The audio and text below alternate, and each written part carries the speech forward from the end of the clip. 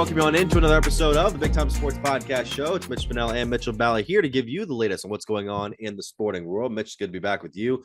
We're winding down the rest of the week, talking some tournament games, things that are going on in the rest of the sports world, and so much more. Yes, sir, Mitch. We're back. Lots to cover. Some area teams out, some area teams advancing, and we're going to figure it out here really in the next 24, 48 hours, who is either making their way to states or who's making their way to regionals. It's an exciting time here in the spring sports world. We want to get it to you guys with it in just a little bit. But before we do that, we want to remind you guys, if you're watching here on YouTube, be sure to like, subscribe, and hit the bell. Or if you're elsewhere, you might be on Apple Podcasts, Spotify, or SoundCloud to check out everything that's going on in the world of Big Time Sports. You can also check us out on BigTimeSportsOhio.com. You can find our latest game broadcasts and articles and videos there. You can also check us out on Twitter at BTS Ohio, out on Facebook and Instagram at Big Time Sports Ohio, and then at Mitch Spinell pretty much everywhere, at Mitchell Balla pretty much everywhere that you can find social media platforms. Mitch, we were at a game this week that we'll get to here in just a bit. A number of active games here in baseball in the districts, the districts, softball in the regionals right now. I want to start off by us talking about the game that we were at on Tuesday.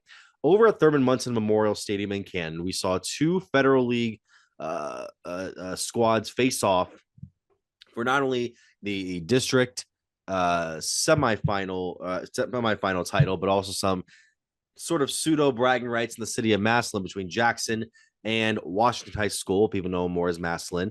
And it was a game that I was not expecting it to go, Mitch, the way that it went, because with the way that these two teams have played all season, you thought, oh, okay, this could be a high scoring game. Maybe some huge things are coming down the later innings. Two runs were scored in the second inning, Mitch, and that was it. The Tigers pulled off a 2-0 victory over the Polar Bears. You know, I don't mean to get you too upset when I say that, but at the same time, I mean, it was a very interesting game that was capped off by one of the most dominant pitching performances we've seen from any Federal League pitcher this season. Yeah, no, Mitch, and I'll put my fandom and alumni aside here. Matt McGeorge for Massillon pitched one of the best games I've seen all season long.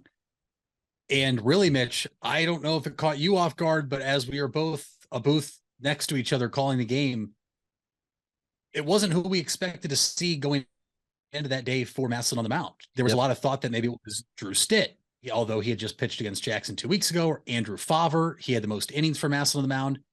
Massillon turned to Matt McGeorge, the Mercyhurst commit, and Mitch, he was dazzling. Only allowing 2 runners, I believe, up until the 7th inning to reach scoring position for Jackson, once in the first, once in the 5th, I think. Mm-hmm. Held Jackson to 1 hit through 5 innings. And he kept them off balance. And I haven't seen a pitcher with that type of control be able to spot his pitches wherever he wanted to. And that's part of the reason that he was so effective against Jackson.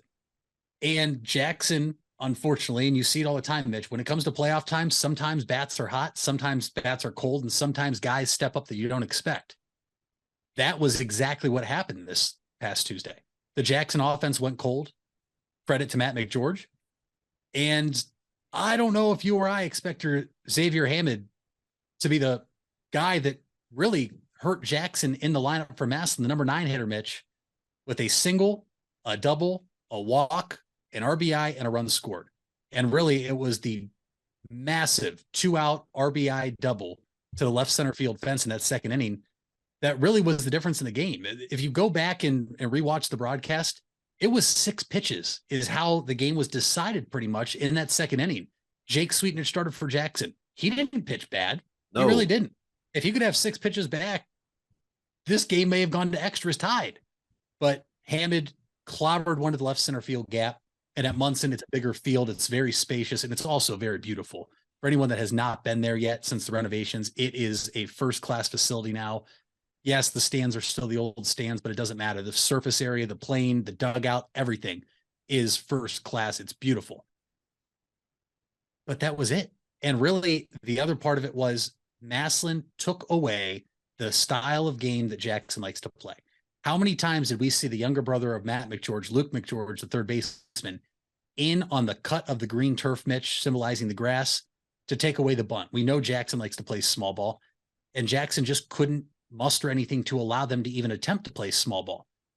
Of the 21 outs McGeorge recorded in his complete game shutout, Mitch, 16 of them came via a strikeout or a ball put in the air. 5 strikeouts for McGeorge. That means 11 of the 16 outs were either pop flies or flyouts. And that's very uncharacteristic for a Jackson team that plays to hit the ball on the ground, put the pressure on the defense. McGeorge was phenomenal. The atmosphere there was very fun. Jackson threatened in the 7th, and McGeorge, calm, cool, and collective all game, nailed it down. Complete game. Massillon had a pitcher in the pen ready to go, and I tend to think that had Jackson got another guy on, or pushed it to a 1-run game, we probably would have seen what was Andrew Favre warming up in that bullpen. But now, besides Massillon just beating Jackson, Mitch, them only using Matt McGeorge really sets them up for today against Akron Hoban, who won game 2 over Chardon 9-4 in the rematch of the Division II state championship last year. I believe Hoban had to use 2, if not 3 pitchers in that game. And now Massillon walks into today, Mitch, although they don't have the true number 1, as head coach Spike Ridgely said, before and after the game, they have to feel really good knowing they have 2 of their top arms left to throw today in what a lot of people say you throw the house, because this is it. You want to win to get to next week. You throw everybody you can. You don't play till next Thursday again. So everybody you throw today will be back. Massillon really has a very good opportunity today, I think, after springing the upset on Jackson on Tuesday, to pull yet another massive upset over Hoban this evening at 5 o'clock, which is also going to be on Big Time Sports, the live stream at 5 p.m., BigTimeSportsOhio.com, and the local broadcast network app.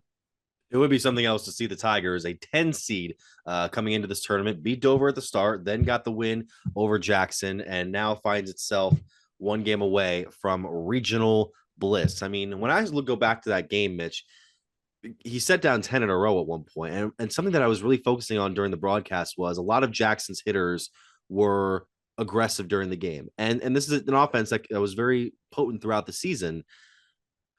Was there ever a point where you thought to yourself, man, if they could just take a couple of pitches away from McGeorge especially in the latter parts of the game, that could maybe lead to them getting back into a groove on the offense? Because going back to Sweetnich, who pitched as well as you could want to, aside from the 2 runs that he gave up at the early stages of the game, I thought, oh, Massillon's kind of chipping away, a couple of pitches there, a couple of pitches there.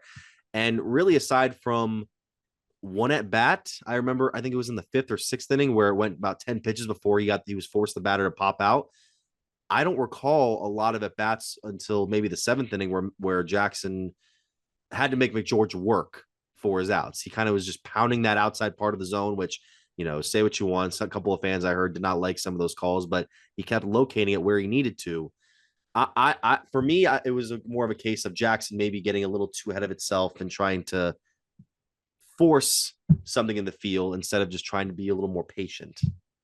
And you mentioned the 5th inning at bat and 7th inning at bat, Mitch. To my knowledge, it was the same player, actually, Carson Pastorius, yes, who worked the count full both times for Jackson.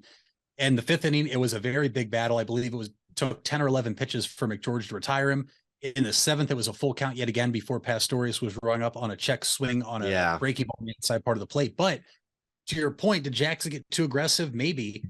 But McGeorge in his control all day, Mitch, really outside of the 1st inning where he hit Garrett Wright on an inside pitch, didn't allow Jackson to kind of lay off pitches because he was just so effective spotting that pitch. And here's the thing.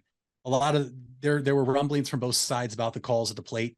I thought the home plate umpire was extremely consistent all day. There was pitches outside part of the plate that were called a strike for both ways, inside, up and down. There was times it looked like both guys could, whether it was Sweetnich or Thiel for Jackson or McGeorge for Massillon, could have had strike 3s, but they didn't get the call. But it didn't go for the other team the next inning, if that makes sense. I thought Jackson wanted to get out and be aggressive early. Listen, I was at every single home game this year calling the games for Jackson. This is a team that hunts fastballs. This is a team that hops on first pitch fastballs. And I mean, we saw it against some of the top pitchers in the state this year. McGeorge being able to work in the breaking ball, work in a changeup, and then get a fastball, which it looked like he blew it past some of the Jackson hitters, which is kind of uncharacteristic. It had Jackson hitters kind of off balance, which that was a big thing. And then, Mitch, whether the players admit it or not, and this goes for any team in postseason play, as you keep looking up at that scoreboard and you see you're behind, whether it's by 1 run or by 10 runs, that pressure starts to mount. And then you start to press the plate. Now, I don't think Jackson really went outside their comfort zone for the most part, but McGeorge down 10 in a row. He was in a groove.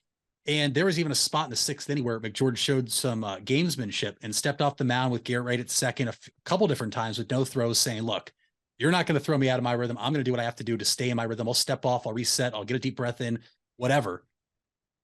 On the flip side, I was kind of shocked to see that Jackson didn't even try to call time. I mean, there wasn't any times where I saw Jackson hitters try to step out of the box, get a time call right when he'd come set. Matt McGeorge was pitch, strike, ball, swinging, whatever, ball back on the mound like there was a pitch clock. He was so effective. And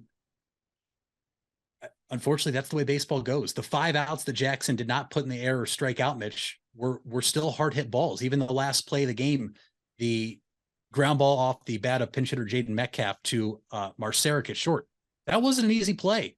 He went the short way, went to second, and just barely got Aiden Emmett, the pinch runner, at first. But Massillon played a perfect baseball game. They really did. And it's hard to do that in baseball. You know it, I know it, and a lot of the listeners and viewers out there know it. And Massillon's going to look to try to do that again today, and I think they have a really good chance to. Hoban's a good team, Mitch. They've been vulnerable this year, though.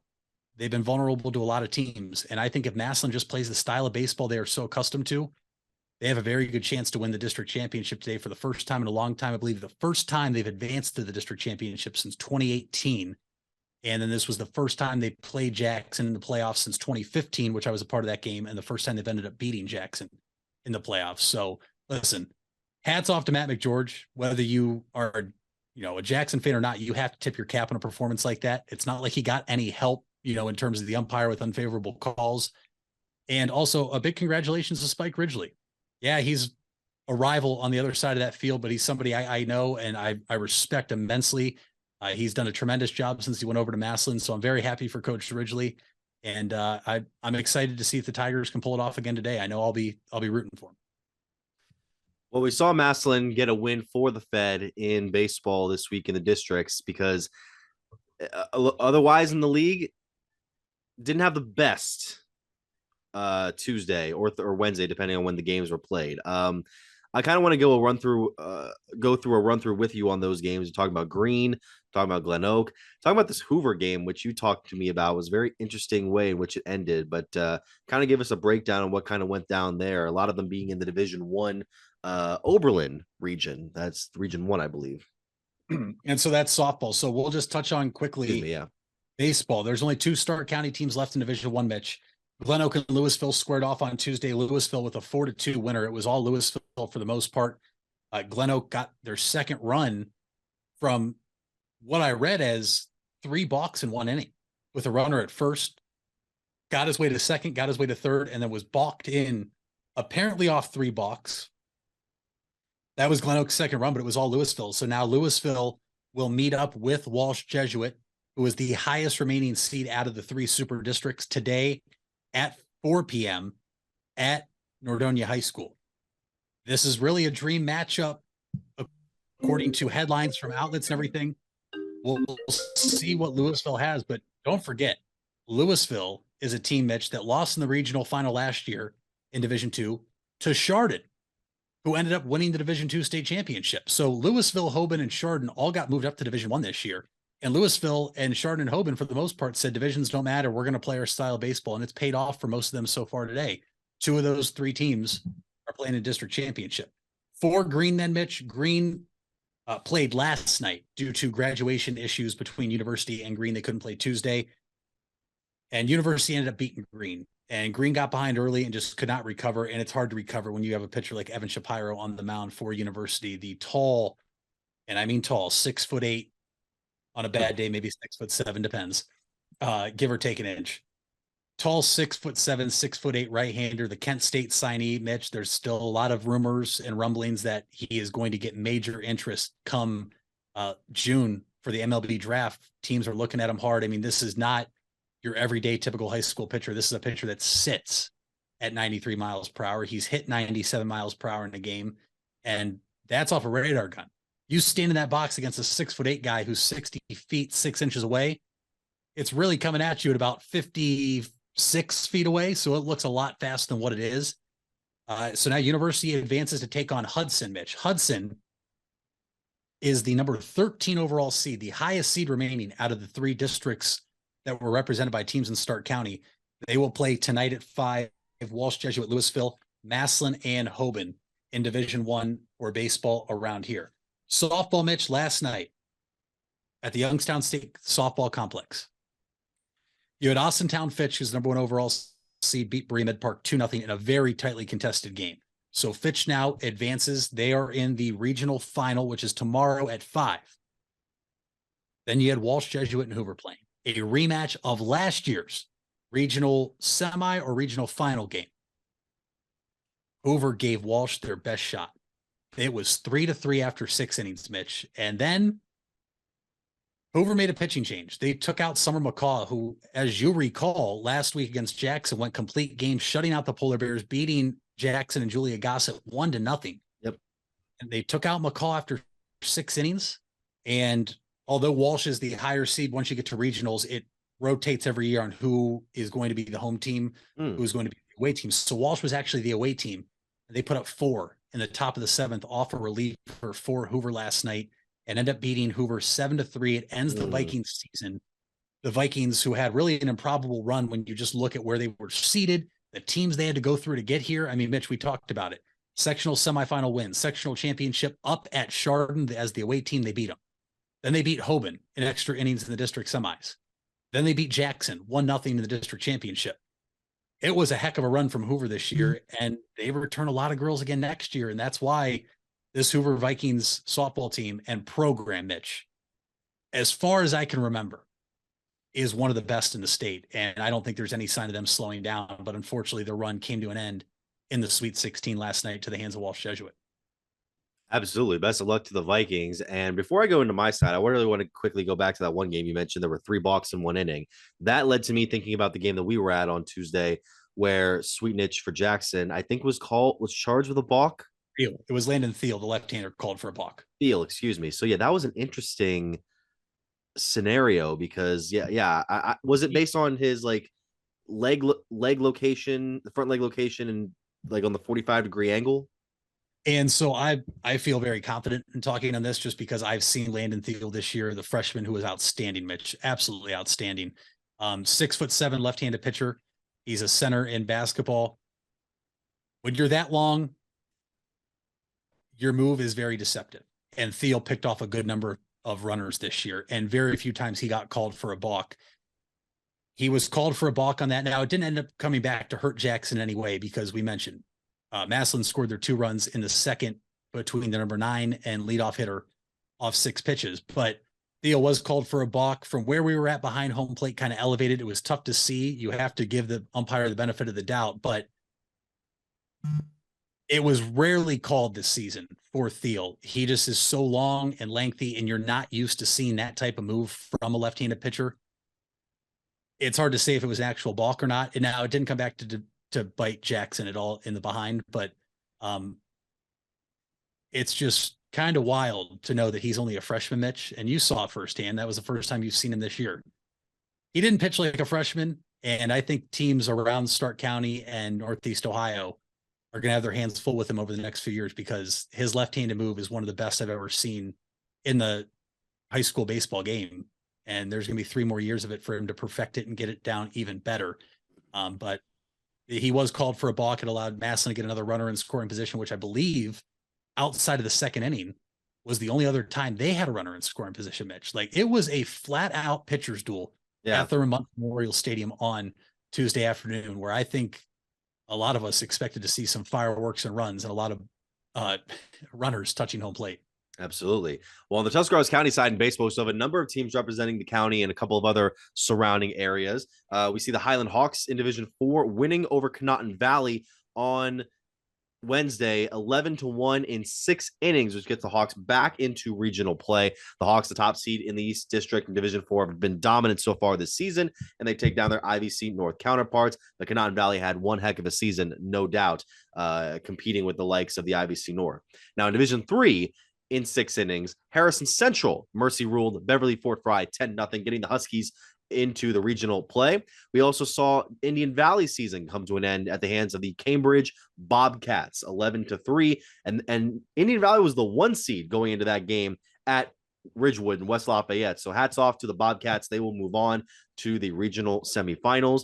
And in Division Two, on the other side of the Division Two bracket with East 2 and East 1, New Philadelphia beating Tri-Valley 5-4 to repeat as district champions for what is believed to be the first time in program history. I saw them win it over last year, I believe, at Sandy Valley and Magnolia, and this time they're able to repeat similar success. Noah Bolin had a clutch 2-run single in the top of the 7th inning to give New Philadelphia the lead, which it would not give up.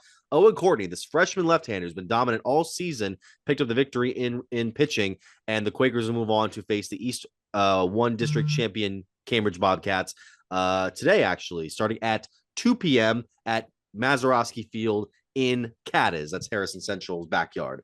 That is what we have for baseball. It's an exciting time there. For regional softball player, what's that? I just want to mention one thing. We have one area team left that I want to make sure we give some respect to as well and shine the light on them as well. The Lake Center Christian baseball team survived. This is a team, Mitch, that last year made it to this exact same spot, which they're playing in tonight in Struthers, Bob Seton Park in Youngstown. They lost in the district championship last year on just a heartbreaking loss in the 7th inning. They had their hands full with Ashtabula St. John on Tuesday. Lake Center played, when you talk to some of their players, one of the ugliest games they've played all year. But what do good teams do, Mitch? They still figure out a way to come back. They came back to beat Ashtabula St. John's 8-7. They now play McDonald, who beat Vienna Matthews 7-4. So that game is tonight at 5 p.m. And then the other districts that had area teams in it but didn't advance this far: Independence beat Triway 1-0. Kenston beat Norwayne 5-4. Kenston, Mitch, was a team that made it all the way to the Division I state semifinals last year. They're in Division II this year, and they returned a lot of that core from last year. So Kenston might be a team to keep your eye on Division II now heading into the Sweet 16. But just want to make sure we said Lake Center Christian in the district final game tonight at 5 p.m. at Bob Seton Park. Absolutely. Now, I really don't mean to kind of rain on your parade when it comes to your alma mater, but I'm going to go over on the softball side because my alma mater looks unstoppable after what happened last night. And we talked about this before the show. When I was at work yesterday, when I checked to see the score, I was like, oh God, I got to see how this game is going to go. It's because it's regional semifinal time. This is when the games get really difficult. When I checked the score between Strasburg and Manchester last night, I didn't think it was real. I thought, oh, our scoreboard must have gotten a typo on there, or someone messed up on the editing. Mitch, Strasburg beat Manchester last night 21-0 in 5 innings in a game which Amelia Spidell pitched a perfect game, struck out 13 of the minimum 15 batters she faced. And I honestly, as good a team as Strasburg has been this year and as dominant as some of the games they played this year, it didn't process at first. This is the kind of game where you wouldn't expect. It's a dream scenario if you're Strasburg, and a nightmare scenario if you're Manchester, because some of the top hitting performances you had from last night included a home run, I believe, and a double from 2 singles, from Ella Gilkerson to drive in 4 runs, in which she tied with Maggie Richards, who had 2 singles and a double for the Tigers. Haley Rigger had 3 hits, and Olivia Spidell also had a pair of RBIs, and it was unbelievable going back and watching the replay, which you can for Big Time Sports here, as we mentioned. And I couldn't process it. Now the Tigers, they are the reigning state champions, but again, this is a very intriguing victory as they'll go on to play what I think will be a much, probably considerably more competitive opponent in Portsmouth Notre Dame on Friday at 5 p.m. back at Pickerington High School Central for the regional championship, because you don't want to make any excuses for Manchester, but we mentioned they didn't even get to play their district final game until Monday due to inclement weather, and they have to play this game, then they would have had to play that game, then this game, and then they had to play, if they'd have beaten Strasburg, they'd have played in the regional final on Friday. So that would have been a tough week already. But Strasburg, man, that's where I'm like, you want to be as professional as possible, but in the background, I'm like, getting away from the camera, being like, let's go. But that's pretty much it. I mean, you're allowed to, Mitch. You're an alumni. I know, but that's And, not fair to the rest of the teams, and who are trying their very best to try and advance into this tournament. absolutely. And we can talk about some of those teams who are still trying to advance from Tuscarawas County. I mean, it was not a great day for. I don't know if we mentioned at the top, but Indian Valley did end up losing. Yeah, Indian Valley lost to Cambridge in the baseball district finals. And then the softball team lost to Unioto in the regional semis. 4-3 was the final yesterday over at Philo Middle School. And the Braves season comes to an end. Unioto will go on to face Steubenville in the regional final, which comes this Saturday at Philo. That's the Region 7 bracket in Division 1. I mean, we talked about a couple other things that were going on at the moment, or Division 2, excuse me. A couple of things are going on there, but yeah, we're seeing the teams round out, and it's going to be very interesting to see where the rest of these teams will go. And again, Strasburg is going to be an interesting one to look at. A couple other teams in that mix. I'm intrigued by what Portsmouth Notre Dame is going to bring to the table this coming Friday. When we come back, we'll be going over more so into the recent stories that have been happening here in the area, and one story that may get to people talking when it comes to baseball. Stay with us. Hey there, folks. This is Mitch Spinell, and I want to give you guys a quick message regarding 988. If you don't know what 988 is, it was created to make it easier to remember how to get help in the event of a mental health or addiction crisis. This is different than a medical, fire, or police emergency where 911 should still be called immediately. 988 connects you with Stark County's Crisis Center, which is equipped to help people in emotional distress or experiencing a mental health or addiction crisis. So remember, 911 for medical, fire, and police emergency help, and 988 for support in overcoming a mental health crisis in Stark County. Buying a home has never been so affordable with record low interest rates. Hartzler's Quality Housing is ready to put over 40 years of experience to work for you. Family owned and operated since 1978, Hartzler's has a wide selection of model homes on site with a knowledgeable team to help make your new home a reality. Open 6 days a week. Visit them off I-77 in Dover or online at hartzlers.com. Hartzler's Quality Housing. Quality from start to finish. You deserve the best. And at Ferris Chevrolet, Buick, Cadillac, Toyota, that's what you get. We consider you, the customer, to be part of our family. Anybody can make promises, but when you visit Ferris, you get the Ferris deal from a Ferris wheel. So if you're looking for a car, truck, or van, think Ferris.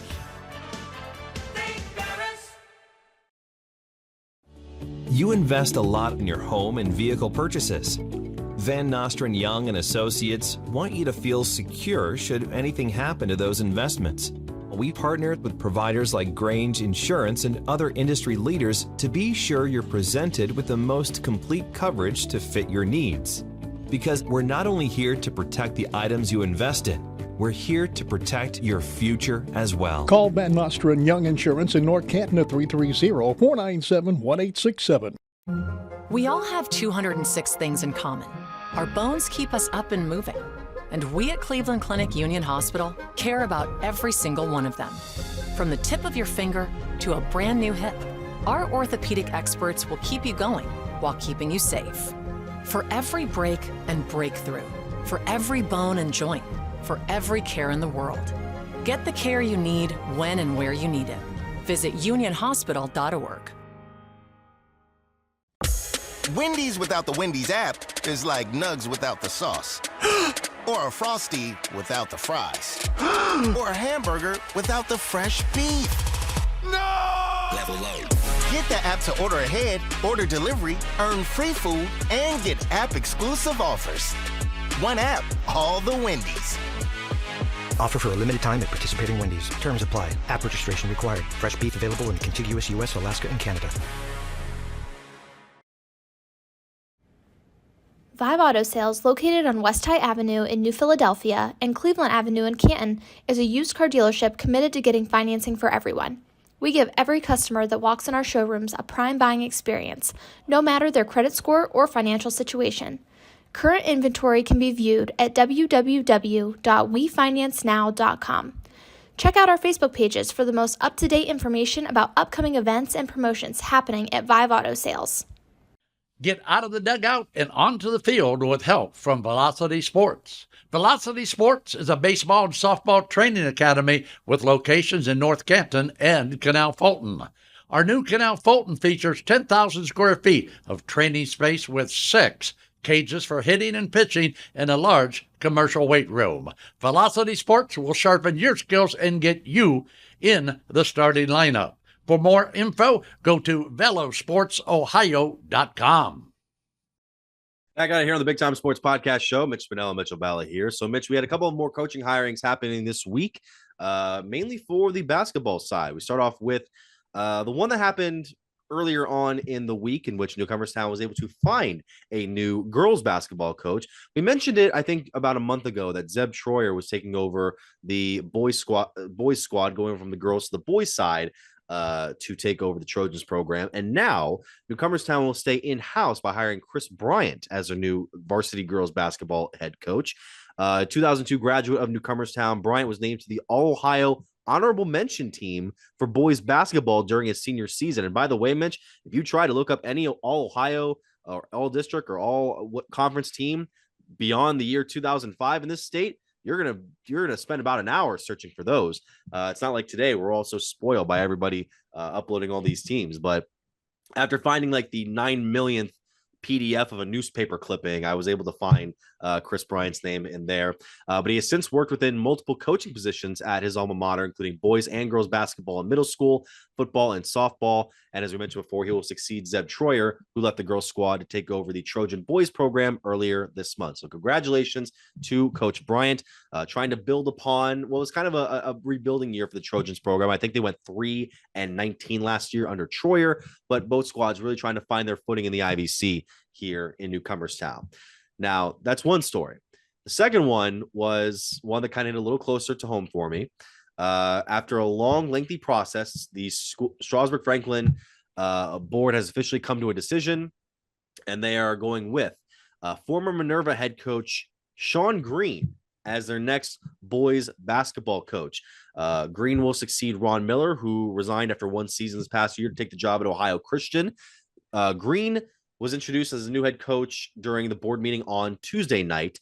He joined Strasburg after a 9-year tenure with the Lions. He is currently 4th, Mitch, all-time among wins for Minerva head coaches. 2 of his players in his 9-year tenure, Connor Wright and Noah Salade, each won Eastern Buckeye Conference Player of the Year honors back in 2018 and 2021, respectively. And in 5 of his his last 6 seasons, Green has boasted at least one player reaching all Ohio honors, whether it be from first team to special mention, honorable mention. He also works as the current vice president of the District 5 Coaches Association, and has also worked as an assistant coach at Marlington and Alliance High Schools prior to his time at Minerva. So this is a guy that, has been in the coaching game for quite a while now, has proven he can take a team like Minerva to success in regular season play. I think he also made a couple of runs in the tournament as well. And it's going to be interesting to see this Tigers core that, with the season, I think I mentioned this before, with the season they had under Ron Miller, this is sort of the phasing out of the Adam Hall era players that came up during his time at Strasburg. And that was an era where obviously the school had a lot of its best success in quite a while. With that, I'm interested in seeing where this new wave of players like the likes of Gage Moore are able to kind of develop under a new head coach in Green. It might be a little interesting too to see some of these incoming juniors and seniors now having played for your 3rd head coach in 3 seasons, but it's an unusual situation, but I'm sure the guys will take to it if all things work out the way they should. So congratulations to Coach Green there. And I was gonna say, did you have any thoughts on that? Or Well, just on Green, I know we've talked about it before. Obviously, Hoover hiring in girls basketball, their 4th head coach in 4 years. So those girls were freshmen 4 years ago will have their 4th head coach. And this is where you really learn a lot about players, Mitch, who is focused on really, buying in as quickly as possible and believing in that coach. But from an outsider's perspective, Mitch, obviously this hits closer to home for you. this looks like a home run hire for Strasburg. I really like this hire for them, going out and getting Coach Green. It seems like him and his family are very happy for this new journey and chapter in their life. And obviously the challenge of coming to a new school and, putting and building your program together. But I really like this move for Strasburg. Obviously, compared to some of the other stories we've talked about over the past months, it was a little later than most schools. But hey, sometimes the longer you wait and the more you look into some candidates, you find something. And sure enough, Green became available. They found it. They were a match made. And now here we go. And I know you're excited, obviously, as an alum, but from an outsider's perspective, this looks like a great hire for Strasburg and their basketball program moving forward. Hoping for that to be the case, and we'll see where it comes this winter.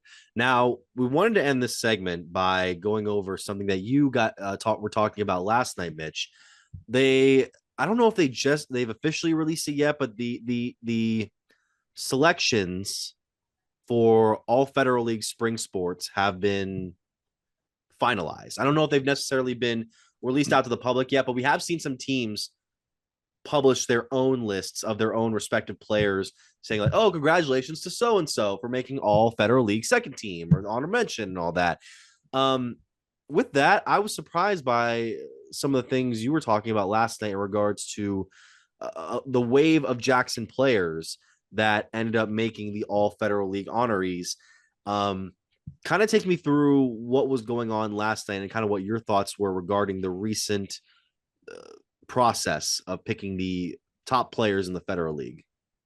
And you said my thoughts, and that's all this is Yes. my thoughts and my opinion, not anybody else swirling around. And this is also just based on the process. This is nothing personal against any of the kids, because the Federal League, Mitch, is just loaded in talent year in and year out. There are so many players deserving of recognition on certain teams, whether it's first, second, or honorable mention. We haven't been released the full team in terms of media, but you mentioned we saw Green, Hoover, Glen Oak, Jackson announce, McKinley announce some. So I'll start there. First off, Zach Zelmer getting Coach of the Year in the Federal League, a tremendous honor. I think that was a no-brainer. Most of the times you look at and say, well, Jackson and Glen Oak were co-champions. Why was it not, Coach Gambler or Coach Frisbee? Coach Zelmer had a program-altering season, Mitch. They went above 500 for the first time in a long time, and this was a team that had not won a Federal League game in over 2 years. They didn't just win a Federal League game, Mitch. They were formidable in the Federal League this year. They really, up until the last couple of weeks of the season, had a shot to get their name in there for a potential way to win the Federal League. And so it was just a tremendous season from McKinley. They had a number of players honored, first and second team, that were very deserving. But the issue that comes about, in my opinion, is you look at some of the players that were rewarded on first, second, honorable mention, and what are we basing it off of is my question. If we're basing it off stats, then it wasn't right. And that's my biggest issue. And if we're not basing it off stats, then why are we having this we need stats in for players? Like what is the big push for those? You look at something like this, Landon Thiel, who we talked about in the first segment for Jackson. This year, Mitch, he was tremendous. He pitched like anything but what you would expect a freshman to pitch like. He pitched like a senior. He was 5-0 with 2 saves and a sub-2 ERA. He did not win Federal League Pitcher of the Year, and that is totally okay. He lost in a 4-2 vote in Federal League Pitcher of the Year. When you have first and second Federal League teams, though, and you have a player at each position and generally multiple pitchers on first team, you would assume that the pitcher that gets second in Pitcher of the Year voting would be on the first team. That is the second pitcher. And that wasn't the case for Thiel. He was second team Federal League, which is bizarre in my opinion. Head scratcher, not sure why. I don't know if maybe it goes by starter and 2 relievers, and maybe Thiel didn't earn enough innings as a reliever. He dominated either way. He was used this year for Jackson as a starter reliever. You look at Hogan Sedlock, Mitch. He was about a 390 hitter this year, led the Federal League in RBIs for shortstops, extra base hits for shortstops, had a number of hits, stolen bases, I believe over 12, scored a lot of runs, and he is not a first team All Federal League member. There was a lot of people that thought he would be Federal League Player of the Year. The big issue to me comes with, if you win the Federal League, you have a very good team, but obviously you have very good players as well scattered in that team. And Jackson got one player awarded the first team Federal League.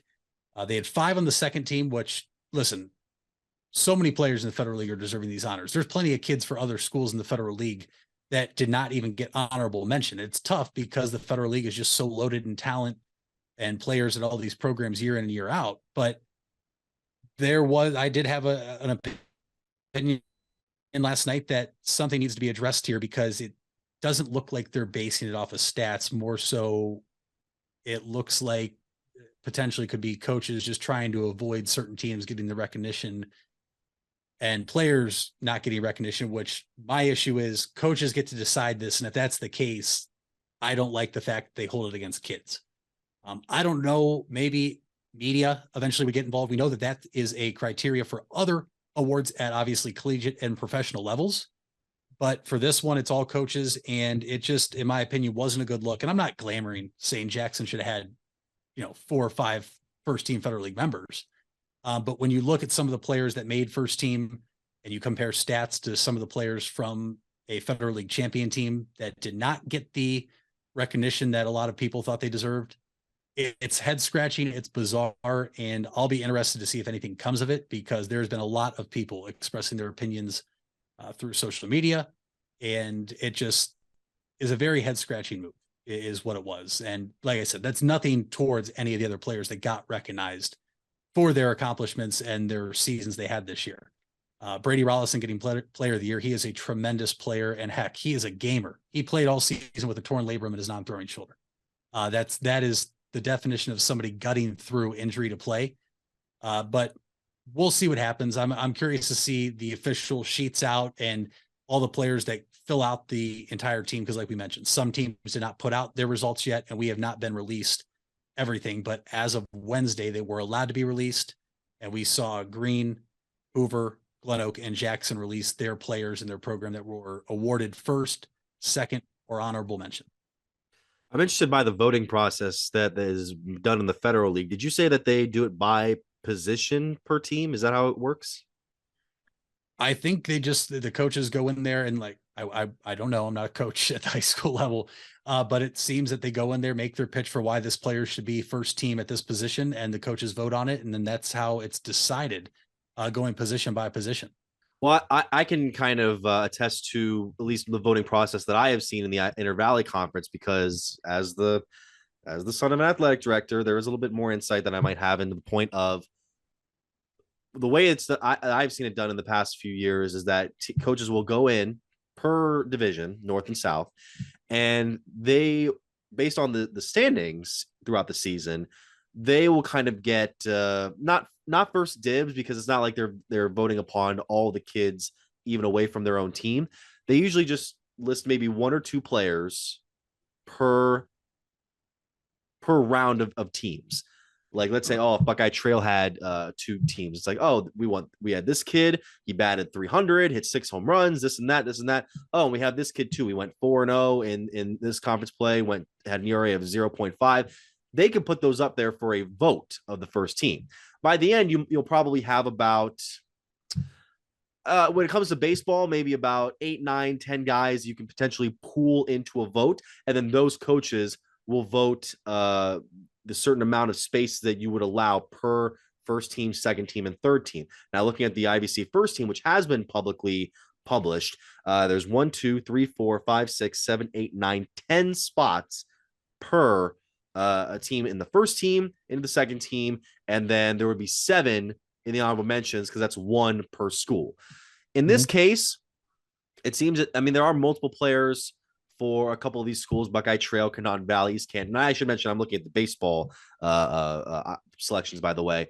But I'm intrigued to see if the Federal League is different, and if there's anybody who does know if it's different, please let us know in the comments below or hit us up on our sites, because the way I've always seen it done, it's kind of just almost by school rather than position. But I'd be very intrigued to know if there is a major difference between the two. Yeah, we'll have to wait and see. Maybe we'll get clarity on that once it's officially released, as the full teams come out and selections, and we're able to piece in every position filled out per first, second, honorable mention teams. And other than that, we're going to have to wait till then. I do know that the Federal League teams for softball, Mitch, will be released a little ways away. I believe June 7th was Really? the date. So it's going to be a little further away. Not sure if that has anything to do with the number of teams that were playing in the tournament, perhaps. We'll have to wait and see. But softball will get the recognition for first, second, and honorable mention teams, but those results just have not been either recorded or released. And I was told it may not be till June when we get those. So when we get those results, though, the first, second, and honorable mention softball players in the Federal League will get the recognition they deserve, and as will everybody else for baseball once we get the full teams, available to us. Well, that's surprising to me because the all Federal League selections are not based on the tournament as well as the regular season. Right. So I'm wondering why they would release that. I understand the thinking of releasing it post tournament, but the IVC just releases it as soon as they get the votes in there, like in the next couple of days, especially because, a lot of these, the season ends 1 week before baseball ends, and then it goes to the tournament a week before baseball does. So yeah, I'm very interested on that. And before we sign out here, you mentioned with this voting process, there might be some coaches that might be kind of steering away towards others. Any coaches that you think come to mind when you think of that? No names, please. Exactly. All right. So we're going to keep to that rule. We're going to go to our next segment here after these breaks here on the Big Time Sports Podcast Show. The Furby Electric Supply Company has bright ideas for your home. Save money by converting to energy-efficient electrical products or add ambiance with beautiful lighting features. It begins with a professional consultation and a visit to the Furby Lighting Showroom. Then certified Furby contractors complete your project right and on time. Since 1934, 4 generations have built a reputation of quality and trust, and they offer emergency services too. Just visit Furby.com. That's F-U-R-B-A-Y. The Furby Electric Supply Company. You asked for it and we listened. Buckeye Career Center is now offering Certified Nail Technician as an adult education program. This 216-hour course begins in November and will run Tuesday through Thursday evenings from 5 to 9 p.m. Learn manicures, pedicures, infection control, salon operations, and more. Other part-time certification courses starting this fall include phlebotomy and welding. Call 330-339-2288 to register or visit BuckeyeCareerCenter.org for more information. If you're looking for a new or pre-owned car or truck, why not see the Parkway Auto Group? Parkway is a special group of automotive experts with 8 brands to satisfy your needs. Come see the difference at the Parkway Auto Group on Commercial Parkway in Dover. 8 brands and 1 family. It's Parkway Auto Group. Fall is in the air and part-time career enhancement courses at Buckeye Career Center are on the horizon. Registration is now open for Introduction to Beekeeping, Basic Small Engine Repair, and Sign Language. These part-time offerings run on Tuesday evenings and begin in November. Let Buckeye Career Center help you learn a new skill or advance your current skill set. Call 330-339-2288 for more information or to reserve your seat in one of these or our other part-time classes. You matter. Everyone plays a part. We all have a role. Each of us can make a difference. You do matter, and the best way to have a positive impact is to pay it forward. With each of us helping one another to cope, feel better, and know that we belong. Pass on the positivity today. Tell someone else they matter too. All care. All care, all care. Where you matter. We all have 206 things in common. Our bones keep us up and moving. And we at Cleveland Clinic Union Hospital care about every single one of them. From the tip of your finger to a brand new hip, our orthopedic experts will keep you going while keeping you safe. For every break and breakthrough, for every bone and joint, for every care in the world. Get the care you need when and where you need it. Visit unionhospital.org. Employee benefits, although time-consuming and expensive, is one of the top considerations for those making a job change. At Hummel Group, we help businesses craft benefit strategies that align with company goals. Through an emphasis on cost containment, leveraging technology, and benefits administration, we save your team valuable time. Your employees call us with questions, not you. Visit HummelHelps.com or call 800-860-1060. Don't just get insurance. Get Hummel. June is National Safety Month. Did you know that 80% of injuries related to falling in a home happen in the bathroom, mostly to folks over the age of 65? If you find it hard to get in and out of a standard bathtub and need a new walk-in shower or convenient walk-in bathtub, then call the professionals at JR Bath. JR Bath has been helping to make bathrooms beautiful and safer since 1976. Call JR Bath at 330-494-2365 or visit us at jrbath.com. And we're back out of here on the Big Time Sports Podcast Show. Mitch, we're now in the, day 3 of Browns OTAs. I mean, we just saw the second day of Browns OTAs this week on Wednesday, where it's like off-season program, not mandatory practices until early part of June. And we saw a number of guys there. We saw Zadarius Smith for the first time talking to the Browns media. We saw head coach Kevin Stefanski address some of the offseason stuff that's been going on. One thing I wanted to address are these comments that were made by new incoming Brown safety Juan Thornhill. Now, obviously, Thornhill comes in as a 2-time Super Bowl champion with the Kansas City Chiefs. Has been a very good player for them. We're hoping he can bring the same success he had in KC over to Cleveland. And with this, I want to talk about these comments that were made by Thornhill in regards to Browns fandom's expectations going into the regular season and how it kind of compared to the sort of energy that was in Kansas City for Chiefs fans. So this is from Browns OTAs on Wednesday.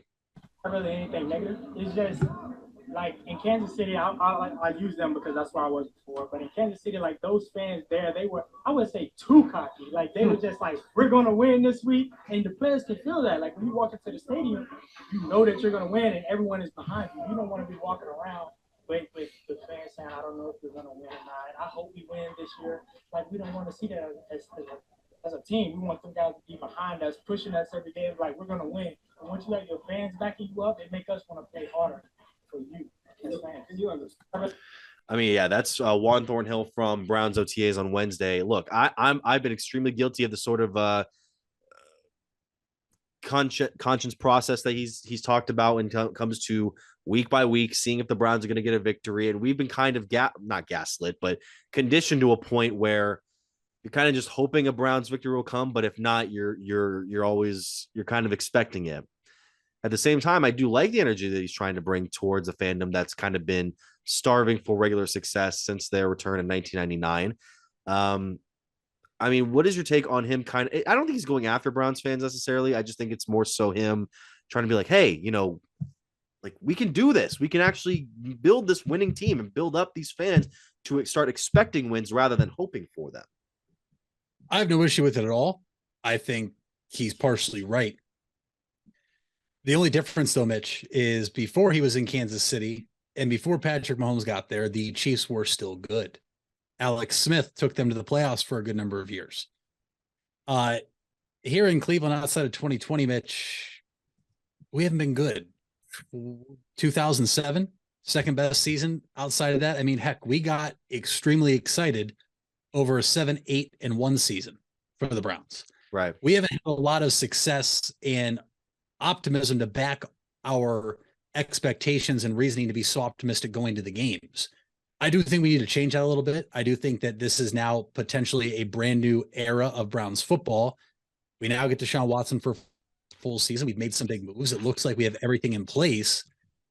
And I do think we need to be a little more optimistic. I think myself included, as critical as I am of Kevin Stefanski, need to be more optimistic moving forward into the season because our expectations are not the reason the Browns win or lose football games. Although every time I picked them to win last year, they lose. And every time I picked against them, I think they won. But that's neither here nor there. That's old year, last year, old Mitch. This is a new year, new Mitch. I kind of agree with him. Look, he's coming over from a spot where he has a lot of experience in terms of expectations and then delivering on the expectations. Yes, I think there are times, and there's fans in every fan base, Mitch, that are cocky. But when you're good and you know you're good, the momentum and the energy inside a stadium switches. When we have been where we are and we always come in with, all right, we just can't lose this game. The can't lose attitude, which is what you never want players to have at any level. I think the fans can feel that. And I think when there is a big momentum shift in a game, us as Browns fans are so accustomed to saying, oh, here we go. Same old Browns, only in Cleveland, mistake on the lake, where maybe this year, if we do have, a swing of momentum in a game and it goes towards the opposing team, we have to kind of sit back and say, but we have Deshaun Watson, but we have Nick Chubb. We did get better on defense. We have a new defensive coordinator who's proven a lot of things wherever he's been in terms of defense. This is just completely different. We got rid of what we thought were a lot of the issues from last season and the past few seasons. Obviously, there's only one thing left if this does not go according to plan. It's everybody knows what it is. It's the head coach, but I'm going to give him the benefit of the doubt because now Andrew Berry has put everything that he possibly needs out there for this team to succeed. We have no reason not to be optimistic. Why can the Steelers be optimistic? Why can other teams be optimistic? Why can't we? We can be optimistic. I'm not sitting here saying, oh, we're going to the Super Bowl. But the Browns roster, and I will tone it down once the season comes around because the whole on paper thing does frustrate me. But as it stands right now, Mitch, this team is so much better in terms of talent and name, and hopefully we have the right defensive coordinator to put our defensive players in the right spot to succeed. And you have a leader in Juan Thornhill now in the secondary that I agree with him. I think we just have to kind of relax, realize we're not going to go 17-0, and just kind of take everything for what it's worth. We went through the schedule. It's not a hard schedule. We should be optimistic and not have to think, oh, well, we're the Browns. We're going to lose to that team. We're going to lose, because this is what the Browns do. No, I'm excited to see what type of leadership role on the field Deshaun Watson plays now as the starting quarterback for a full season, and what Myles Garrett does now as a leader, although he's not a very vocal leader. Nick Chubb, we know, is a leader by example in his play. Nothing wrong with that. But Juan Thornhill and some of these other additions we had after getting rid of Joe Woods, Jadeveon Clowney, John Johnson III, the list goes on and on. But Juan Thornhill, Tomlinson, Zadarius Smith, Okoronkwo. I think we have no choice but to be optimistic and kind of change our attitude and mentality as Browns fans, because if we have a good season, there's no reason we can't be optimistic moving forward and almost be in that headspace of we wouldn't be Kansas City until we win a Super Bowl and start going to the AFC Championship every year, but expecting to be good and walking into First Energy Stadium, knowing you have a home field advantage and expecting to win home games. Yeah, and with his comments, I'm very interested in seeing the dynamic of a Browns team that can more routinely win games and seeing a potential, not growth in the fan base, but a redevelopment of the fan base where, it can be sort of stunning in a way to see the ways your teams have lost over the years and how much your team has lost over the years. But if you can turn that around and you get to a point where you're winning day in or week in and week out, you can get to these long postseason runs, maybe even get to that Super Bowl. These fans are going to embrace you like very few NFL fan bases are going to be able to and have been able to. When it comes to Browns fandom, there are maybe 5 NFL franchises that I can say are right up there in loving a team when it is absolutely on. I could throw the Packers in there. I could even say I would even put in there San Francisco. You could even say it's tricky because I'm struggling to come up with teams that when the team is that good, you could say Pittsburgh in there as well. When the team is that good and the energy is there for the fan base, it's this euphoria of bliss that is really unmatched. But with that, you got to block out that noise. You got to block out that noise for the Browns. And I know the thing you're out is say, oh, we're not paying attention to it. I don't believe that. I believe that there are times where certain press clippings or sports radio bits or certain headlines can get into that locker room, whether it be from outside sources that they pick up the newspaper on the morning before heading into the team offices, or, listening to those radio stations, or seeing something on the television, or seeing some disgruntled fan on the street. That it psychologically gets in there quicker than you might expect. So therefore, you got to do extra work to ensure that you're not letting the people who, even if it's short-sightedness, even if it's short-sighted for people to say like, oh, this team's terrible. Let's say they lose 48-47. We're like, oh, this team's terrible. Can't play any defense. Can't be thinking that way. Gotta think to yourself, okay, what can we do to give up 48 less points this week? You carry that out, even if it's not perfect to what you want. You say you give up 6 points, you're right back to where you need to be. You're right back to where you need your fan base to be on a given week. And again, it's going to just take the one thing that we need to have happen. It's winning. Winning is everything. It's the old saying, but it's true. And let's just ensure that this team can get some victories here to maybe sort of ease off on these fans who I guarantee you there's some fans who are being like, oh, why don't they just move this team again? They're not going to win anymore. I guarantee you there's some Browns fans like that. Oh, yeah. There's no doubt there is. And those are also probably the same fans that buy season tickets every year and then go in there spending thousands upon thousands of dollars and they're miserable. I just think that, listen, I'm so guilty of it. I'm extremely guilty of it. But outside of the 2020 season, Mitch, in 2007, when we were both young, we haven't had much to root for. The 7-8-1 season, I alluded to that earlier this segment, was fun because there were no expectations and we had just got off 1-31. There's a reason we love 7-8-1 so much, because we won 7 times more games than we did the past 2 years combined. This team is going to be better. At the same time, what did we see in the 2020 season with Stefanski and his coaching staff right away? We didn't get off to a great start. It was we got blitzed in Baltimore. It was ugly. Kevin Stefanski calling a fake punt with the Scottish hammer. We thought, oh no, what are we doing? We can't overreact to the first game. This is a brand new defense and scheme. We already know the issues this defense had with Joe Woods of not being on the same page or not understanding the calls, the communication issues. It's not going to look pretty. And if it doesn't week 1, it could look very ugly. If they have a shutout in week 1, Mitch, and let up 35 to 40 points in week 2, null and void. You had a really good week, you had a bad week. I think it's going to take 4 or 5 weeks for the defense to really get going. Hopefully I'm wrong. Hopefully they come out and they're one of the top defenses in the NFL right away, but it's all complimentary football. And I think now more than ever, you're really going to get an opportunity to see that, because Deshaun Watson is starting week 1, unlike last year where he was suspended for the first however many weeks. And he's going to be able to bail out the defense if they start slow, where we really didn't have a whole lot of optimism that we could. Bad losses happen in the NFL, happens all the time. The Jets loss last year obviously haunts everybody. I get it. It's an anomaly. Probably won't happen again. But I'm going to be better at being optimistic and thinking this Browns team can do something special this year. And I think we all need to expect that. And I think Juan Thornhill's right. I mean, Mitch, can anybody say what he said is wrong that's a Browns fan? I don't think so, because we wouldn't know. So why not change it? Why not change your attitude going into First Energy Stadium and saying, no, you know what? They got a good team, but we got some players that can stop them. I think Jim Schwartz, who's been around the block for a while with teams and has shown really good defenses everywhere he's went at times, I think we can stop this quarterback coming in here. I think we have a game plan to stop that wide receiver running back. There's no reason not to. And if we do that and the season goes south quickly, well, then I don't know. We'll be back to square one and figuring out why we're not good. But moving forward, I think this Browns team's good.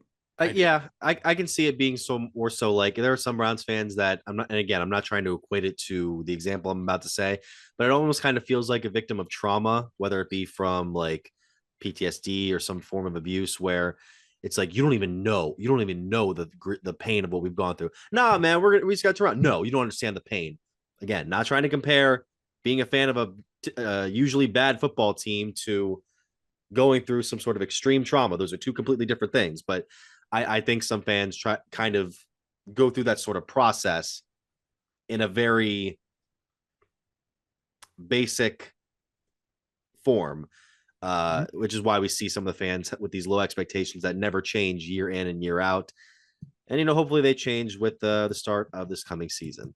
I'm actually going to move up the thing that we talked about earlier when it came to I was going to say this for the end of the show, but I want to pull it up now because they did announce it earlier today.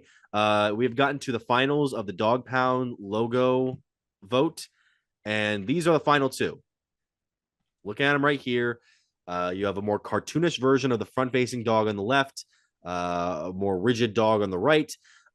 Which one are you going with, Mitch, and why is it the one on the right? Great job, Mitch. Yes. Phenomenal job. It's the one on the right because football is a mean sport. It's a violent sport. And you don't have to be nice necessarily the entire time.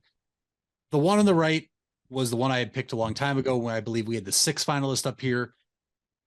It looks somewhat mean, somewhat intimidating. The one on the left looks like a puppy that you just put on vampire teeth for Halloween and a plastic spike collar to make him look like something scary for Halloween. The one on the left, I like the stripe down the middle, kind of representing the helmet. But the one on the right, Mitch, yeah, we did a long time ago. It has so many hidden symbols in the mascot. Obviously, the chin part representing the Guardian statue in Cleveland, the guitar pick in the collar aspect, the ear on the left side, somewhat resembling the state of Ohio. Obviously, it's not perfect. The stripe down the middle of the head, obviously still doing the Browns helmet stripe. The one on the right to me just looks like a better overall logo for a football team that you want to have somewhat of an intimidating factor. Obviously, teams aren't intimidated by logos. They're the players on the field aren't, but I would much rather have the logo on the right on any apparel I buy than I would on the left, if that makes sense. Which one would you rather have on one of the breastplates on a polo shirt? I'd want the one on the right. Looks a little more taunting. Like it's just, I like it. I like it a lot. And anybody that didn't like the elf that wants to pick the one on the left because the elf was too childish or not manly enough, you're doing the same thing then if you pick the one on the left. Oh, it's a dog though. Okay, well, it looks like a puppy. We're not puppies. We're the Browns. We're the dog pound. We're mean. Right? So pick the one on the right. It looks mean. The one on the left just looks like a little puppy dog that, like I said, has the vampire teeth from Halloween that you put in your mouth and look like a vampire. I'm happy you brought up though that give all credit to the, with all due respect to the one on the left, it's better than anything I could have ever done. I do like that they included the helmet stripe, the way they incorporated it in there compared to the one on the right, but still, I think the one on the right, it just screams more like intimidating, like Rottweiler dog that'll like come at you and attack you if you mess around and find out, basically. All right, we go to our final segment here. We talk about a couple of random things, including how for the second time in 20 years, a Boston team might come back from 3-0. Stay with us. Hey there, folks. This is Mitch Spinell, and I want to give you guys a quick message regarding 988. If you don't know what 988 is, it was created to make it easier to remember how to get help in the event of a mental health or addiction crisis. This is different than a medical, fire, or police emergency where 911 should still be called immediately. 988 connects you with Stark County's Crisis Center, which is equipped to help people in emotional distress or experiencing a mental health or addiction crisis. So remember, 911 for medical, fire, and police emergency help, and 988 for support in overcoming a mental health crisis in Stark County.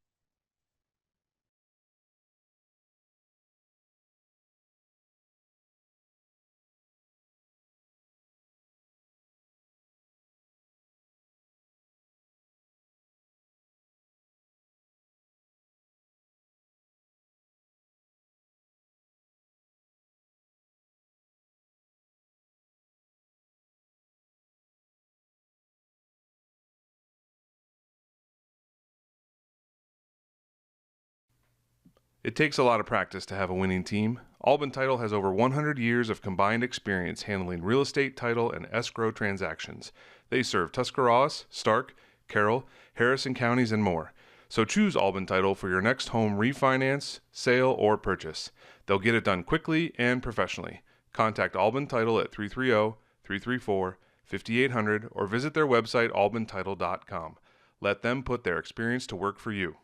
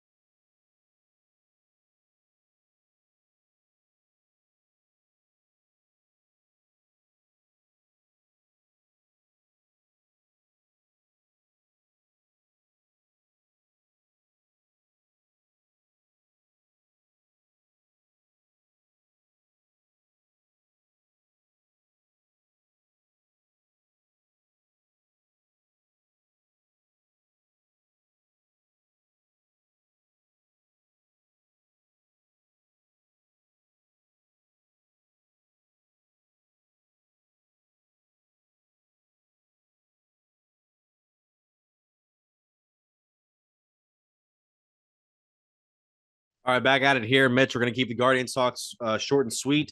There's nothing sweet about this team right now. The team's not good on offense. They just lost 2 of 3 from Chicago. They got a series against St. Louis this weekend, but otherwise, it's just a bleak time to be a baseball fan here. They suck. Next topic. Look, it's not. I don't know if they suck yet. It's just we gotta get something going if you want to. If you're losing 2 of 3 to Chicago with some of the performance they put on recently, it's just it's not a great time right now. Listen, they were shut out yet again. This team getting shut out is a knife to the chest is what it feels like. Every time they can't manufacture anything. Now, yesterday, Kopech for the White Sox, Mitch, was dominant. I thought he had one of the best performances we've seen from a pitcher in Major League Baseball so far this year. I don't know if it's saying a whole lot because it was against the anemic Guardians offense. I don't know, but he was dominant. He really was. How long is the leash on some of these players? That's all I'm going to say. Whether it's pitchers, starters, relievers, or everyday position players. How long is the leash on some of these players, Mitch? Because that's the point I'm starting to get to. Whether it's Bo Naylor, who's hitting 253 in Columbus with 9 home runs, which would lead the team in Cleveland right now. Whether it's Oscar Gonzalez, who he sent down to Columbus, who's hitting 270 now with 2 home runs and 12 RBIs, 4 doubles. How long is the leash on some of these guys? I mean, we have Tyler Freeman up here who just is not getting opportunities. Now, I'm not saying he would fix any of our issues, but some of our guys that played so well last year aren't playing well now. And the whole it's early excuse, once you flip to June, Mitch, that excuse can only be used for about another week or so. When could we see some of these everyday starters like Ahmed Rosario, like a Will Brennan? Really, those are the only 2. When could we see them potentially get moved or up and down or out of the lineup every day and let somebody else get an opportunity? Yeah, this talk has gone longer than I wanted it to. So we'll see what happens this coming weekend. In the meantime, we have one team in the finals already, and that is the Denver Nuggets for the first time in franchise history after beating the Lakers earlier this week in Game 4, a game in which, it went down to the wire. It certainly did. And I wondered if LeBron James was going to get a shot off. He didn't, especially when I don't know how Jamal, or was it Murray who got all ball on that initial strip before Murray or Gordon. Murray or Gordon. I don't know how they got all ball on that, but they certainly did. And that was huge. And then once you're going up against Jokic, even LeBron's not going to arc a shot over him. So the Lakers are out. Nuggets are into the finals. Who they will play is still have to be seen, because I thought on Tuesday night it was going to be all over. In Miami, the Heat and Celtics just came off one of their most embarrassing performances of the season, to where their coach even said that, they just didn't have their guys prepared. And now we're going back to Boston for Game 5. Look, Mitch, I don't know if it's going to happen. I don't think it's going to happen.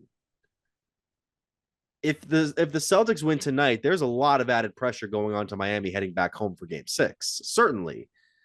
Mm-hmm. But that's 3 wins in a row you would have to get after surprisingly winning in Game 4.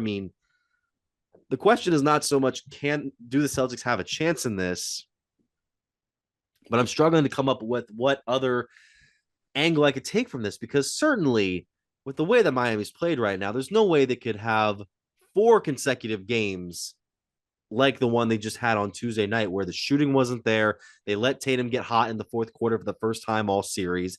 Even guys like Grant Williams and Marcus Smart were stepping up offensively, to where the Celtics were able to stave off a couple of late Heat rallies. If they let this happen, it spoils one of the great postseason stories we've seen in the last 5 years. And it, for me, spoils what would have been a very intriguing, from a purely basketball standpoint, very intriguing NBA Finals matchup. But if Boston gets it, then they've earned it, because it's hard to come back from 3-0. I don't think the Heat will have 3 bad games in a row. At the same time, the pressure is not on the Miami Heat, Mitch. The pressure is on the Celtics for Game 5. You won in Miami, you sent it back home. Mitch, the last time the Celtics could have really put a nail in the coffin in the series, they lost. That was against the Sixers in Game 6. And if they lose at home in front of their fans, it's only going to get worse for them, as the offseason would then come if they lose Game 5. The only time Miami is going to feel pressure is if Boston wins tonight in game 5, and if it's convincing in terms of like a game 3 Miami Heat win, the Heat then would have the pressure in game 6, probably because it would feel like the Celtics have all the momentum in the world. And then if it goes 7, obviously the pressure would still be on Miami. There's a reason no team has come back from down 3-0. We saw it the other night with the Lakers and Nuggets. Before that series, teams were 0 and 149 down 3-0. There's a reason we've only ever seen a team come back from 3-1 in the finals. It's hard to win 4 games in a row and lose 4 games in a row. The Celtics had not lost 4 games in a row all season. I thought Miami could do it, especially after how game 3 was, but the fashion in which they beat Boston in game 3, I think may have woke up the Celtics a little bit. And the Celtics played pretty loose, knowing that their back was against the wall. They had nothing to lose. The pressure is all in the Celtics game 5. If it goes 6, it's back on Miami. If it goes 7, it's obviously win or go home game. Celtics, you would think, would have the advantage in terms of momentum being at home, but I still thought with about 6.5 minutes to go in the 4th, the Heat had a shot winning game 4. They just couldn't. He got rolling. I mean, he got rolling. We've seen him do it now. There's times he just completely disappears, and you sit there and you're like, is Tatum one of the best players in the NBA? Like, is he a top 5 player like some people think he is?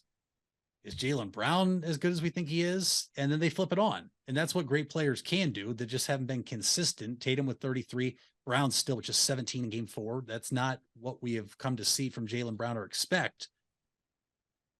I do think the Celtics win game 5. I really do.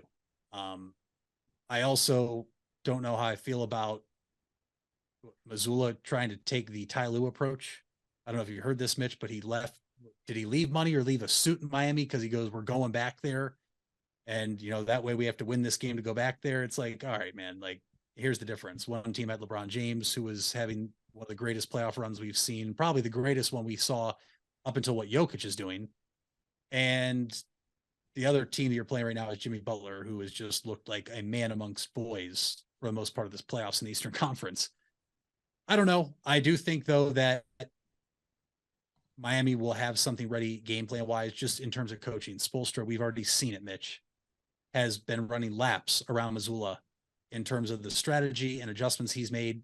And I think that's why with about 4 or 5 minutes to go in game 4, he just kind of called off the dogs, said, look, we're down whatever it was, 13 to 17 points. We're not coming back. It is what it is. We got to win 1 more out of the next 3. And he probably loves Miami's chances. I can see that. By the way, you meant the Celtics dropped game 5 against the Sixers, right? Because they won game 6 and 7 to rebound in the series. Yep, my fault. It's all good. It's all good.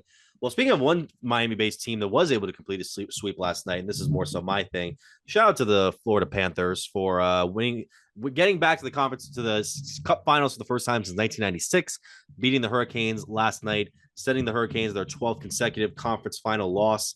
Florida will take on the winner of what seems to be the Vegas Golden Knights if they'll play game 4 tonight against the Dallas Stars. They win that one, then they move on. I mean, it's a very interesting dynamic there. You have one team who's kind of been out of the mix for a long time since they became an NHL franchise. I believe they made the final either in their first year or second year, as I look it up here. And then Vegas actually made it in their inaugural season and could get back into the mix as well. Okay, so Florida's in 93, so that wasn't the first or second year. But nevertheless, I said it on the radio airways the other day. I'm much more enjoying overtime playoff hockey more than I am overtime playoff basketball. And I don't know, there's just been something about these hockey playoffs that I've been kind of getting into as well. Even though I have watched more playoff NBA games than I have this year than I have in the last couple of years or so, because a lot of the stuff has been very even, very exciting. Should be a good night here in the world of sports. And with that, we hope to talk about it more with you guys next time on the next episode of the Big Time Sports Podcast Show. Thank you so much for listening. For our latest schedule when it comes to tournament games and our broadcasts, be sure to check out BigTimeSportsOhio.com or go to one of our sites here on Twitter, Facebook, and the works. Mitch, what's our fact of the day? Mitch, your fact of the day is National Trivia Day is June 4th. And I only mentioned that because I think we might need to have a little trivia segment the next day when we record a show, especially as the high school sports season is winding down. So June 4th is a Sunday this year, Mitch. National Trivia Day. Sometimes we record on Mondays. Maybe we'll have a little trivia segment between you and I and also the viewers and listeners. Absolutely. I mean, I used to, my grandmother used to buy me those fact books of random stuff. That's how I know that. What was a good example of one where it was, of course, I'm blanking when I'm thinking about one now, but like, I don't know. This isn't like a real one, but it would be like it's illegal to hug somebody in Kansas out for more than 3 minutes. That's not a real example, but that's one of the things that I would learn about in those books. So of course I can't think of a good example, but I hope to have one for you guys next time on the Big Time Sports Podcast Show.